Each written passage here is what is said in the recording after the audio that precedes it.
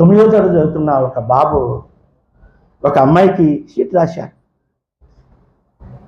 ఆ అమ్మాయికి స్కూల్లో ఉన్నప్పుడు చీటి రాసి పంపించాడు. వాడు ఇట్లా రాసి పంపించాడు. ఏమని రాశాడంటే, నువ్వు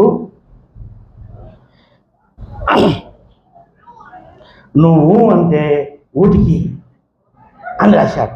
నువ్వు అంటే ఊటికి అన్నాడు, కాదంటే కాటికి అన్నాడు. నిజంగా చూడ వీళ్ళకి అంటే అనుభవాలు ఉండడం వల్ల నేను చెప్పకుండా చెబుతాను. నువ్వు అంటే ఊటికి అంట, కాదంటే.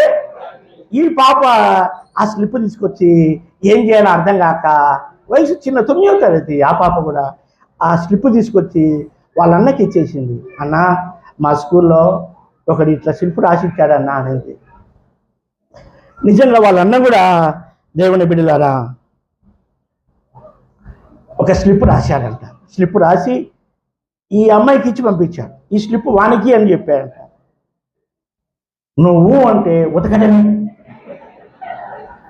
కాదంటే కాల్తనుడు. ఈ స్లిప్ కూడా వానికి ఇచ్చాక వాడు దిమ్మ తిరిగిపోయి, అంటే ఉతకడమే, కాదంటే కాల్తనుడు. అమ్మాయిలు, అబ్బాయిలు, మీ సెట్టింగ్ ఎలా ఉంది? వాడు ఏదో మాయమాటలు చెప్పాడని ఈ అమ్మాయిలు మెలికలు తిరిగిపోతుంటారు.